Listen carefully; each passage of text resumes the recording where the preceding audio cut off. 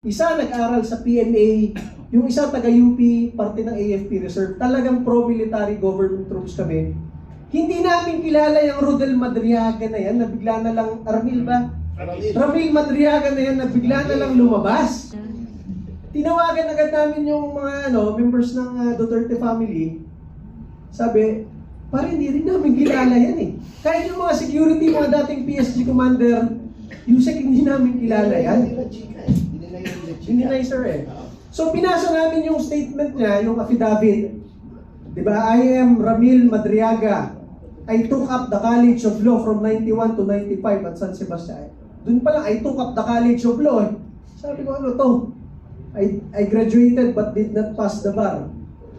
I work in NSC, National Security Council, and ISAF from 2001 to 2015. Doon pa lang ma-realize nyo kung taga-military kayo o familiar kayo sa military at police.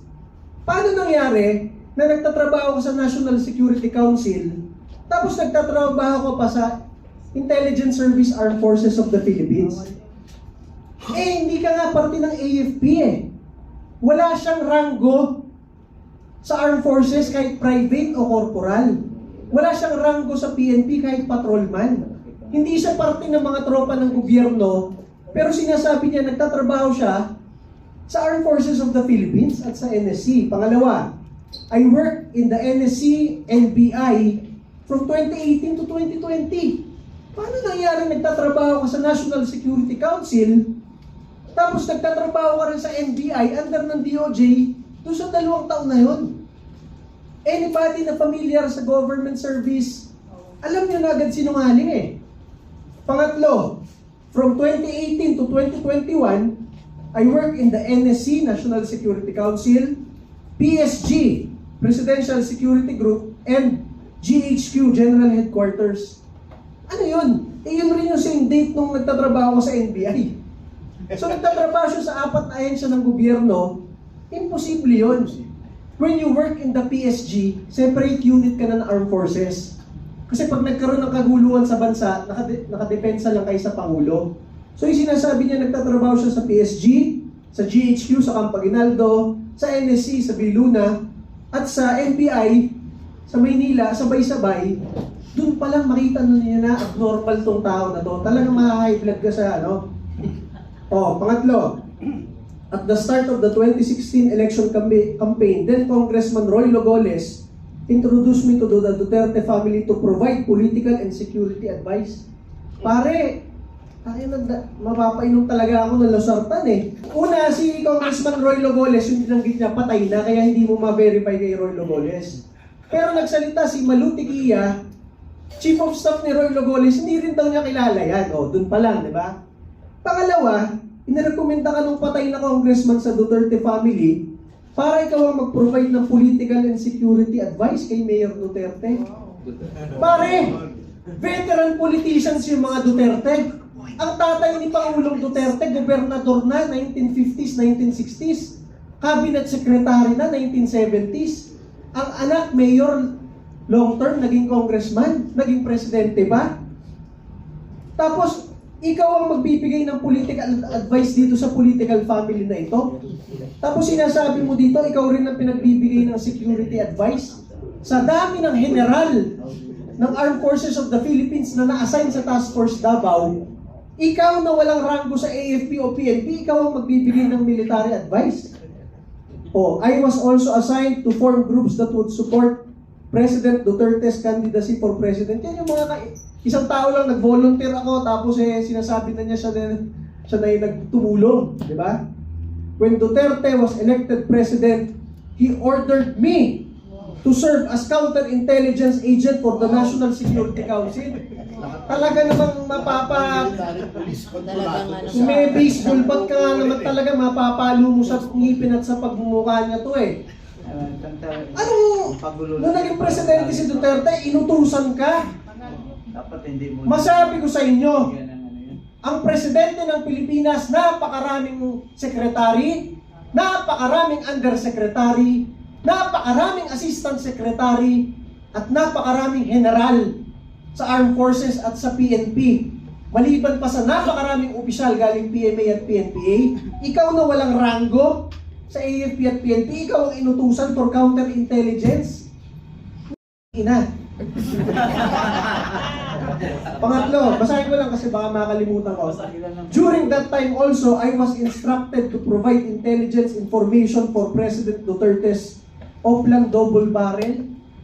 Nandiyan si Chief PNP ba to? Graduate ng Philippine Military Academy at napakadaming graduate ng Philippine National Police Academy, FBI Academy sa US. Ikaw ang inutusan ng Presidente mag-lead sa intelligence information? Talaga? Mapapamura ka talaga. Pangatlo, sometime in 2018, I was formally assigned by President Duterte to work for the Presidential Security Group. Masabi ko sa inyo, kahit pulis at sundalo ka, kahit graduate ka ng Philippine Military Academy at Philippine National Police Academy o Officer Candidate School, hindi ka agad makakapasok ng PSG kung hindi ka mag-VIP training sa PSG mismo. Wala dyan yung mag-outsource sila na, yun, pwede yung nagtitinda, mukha kasi nagtitinda ng ano to sa kanto eh. Ito, pwede na tong PSG. Ano mangyayari yun? Diba? O, pang-apat, in 2018, I was introduced by President Duterte to his daughter, Davao City Mayor Sara Duterte, and likewise tasked by the President to provide intelligence gathering involving politics, law, to Mayor Sara Duterte. Abogado yun. Pare, abogado si Rodrigo Duterte, abogado si Sara Duterte, napakaraming abogadong nakapaligid sa kanila. Ikaw ang inutusan mag-provide ng legal advice kay Sara Duterte. Alam mo talaga sinungaling eh. And also, intelligence regarding politics. Ikaw na hindi pa nananalo kahit barangay chairman, ikaw ang magpo-provide ng political advice sa mga veteran politicians, mga Duterte. Ito, bilisan ko na lang po ha. We were able to register ISIT Pilipinas at the SEC with me as national convener. Madali lang yan. Kahit pumunta kahit sino sa atin sa SEC, mag-register na ako ang head ng walang ISIT Pilipinas. Oh, ayun, ikaw ang chairman nun. Non-stop, non-profit. Ito pa, masabi ko sa inyo, talagang mapapadagdag ka ng dosage na losartan. When Mayor Sara Duterte won as Vice President, I was tasked to form the Vice Presidential Security and Protection Group. Walang ya. Sa dami-dami ng general ng Armed Forces at PNP at mga opisyal na nakapaligid sa kanila galing PMA at PNPA, ikaw na walang ranggo, ikaw ang pinag-form ng Vice Presidential Security Group. Pare, kahit colonel ako, kahit general tong mga katabi ko, hindi kami makakapag-form ng isang unit ng Armed Forces kung hindi kami inutusan ng DND. And that is the truth. Si Secretary Lorenzana noon at si AFP Chief of Staff Centino ang nag-form ng Vice Presidential Security Group para pag alis nila, merong separate unit na magpoprotekta sa Vice President. Hindi ikaw, Mr. Madriaga, ang nag-form ng VP Security Group. Ito po, last na. Colonel Nolasco, who was the head of the Presidential Security Group Training School, was my student. Yung head ng PSG school, estudyante mo, saan mo estudyante? Eh siya na nga ang head ng school. I was introduced, I recommended Colonel Raymond Lachica to head the VP PSG. Kahit nga general ka, magrekomenda ka, hindi ka basta papansinin agad ng PSG eh. Sino ka para mag-recommend? Insane yan.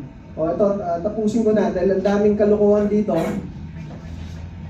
O, around December 2022 at around 1:30 p.m. I stayed with Colonel Nolasco and Colonel Lachica when vehicles with 4 duffel bags of money arrived. Alam mo yung oras, 1:30. Pero hindi mo alam yung araw. At around December 2022, 1:30 p.m. Ano yun? Yung buwan alam mo, pero yung araw hindi mo tanda. O. Ito po. During my meeting with Attorney Man Scarpio, I was tasked to pick up money and everything. Masabi ko sa inyo, for the longest time, since Vice Mayor si Sara Duterte, Mayor at Vice President, hindi nagsasama ng staff member si Attorney Manscarpio at si VP Sara para walang conflict of interest. Private sector lang si Attorney Mans at si VP Sara kahit Vice Mayor pa lang, iba yung staff niya. Kaya kung sinasabi mo, pinagkakatiwalaan ka ng Pangulong Duterte, tapos staff ka ni Sara Duterte, inuutusan ka ng asawa, definitely alam sa Davao at sa Malacanang na hindi totoo yun. Lastly, ito na lang ang sabihin ko sa inyo. Dahil nauusog bigla ngayong panahon na ito yung pagde-deliver ng 1 billion. Dati wala kang maririnig. Ngayon bigla na lang si Mr. Madriaga nagdeklara, I delivered 1 billion pesos and the delivery was verified through call to me by President Duterte himself. Sa tagal po namin sa Malacanang bilang Undersecretary, Assistant Secretary, pamilya namin naging kongresista, at sa dami ng pagre-report namin sa Davao at sa Malacanang, si Pangulong Duterte po, inuutos lamang niya kina Secretary Bongo at sa PMS. Pag merong tatawagan na Cabinet Secretary, Kongresista at mga opisyal ng Armed Forces, Bong, patawagan si sabihan ganon. Hindi naghahawak ng cellphone yan dahil matanda na si Pangulong Duterte, nakakatamad mag-type. Inuutos lang yan. Para sabihin mo, nag-deliver ka ng 1 billion, tapos tinawagan ka ni Pangulong Duterte kung okay na yung delivery. Lastly, masabi ko sa'yo, Mr. Madriaga, ang dami mong kaso ng kidnapping for ransom, kaya ka nakakulong. Yung dinedeklara mo na San Sebastian ka, ano ngayon? Grade 6 lang si Vice President nung nandun ka. Drug you sold. So lahat ng claims mo ngayon, alam namin, either inventong-invento mo, o pine-pressure ka para i-file mo yan sa ombudsman na final mo nung isang araw, lahat yung kalokohan.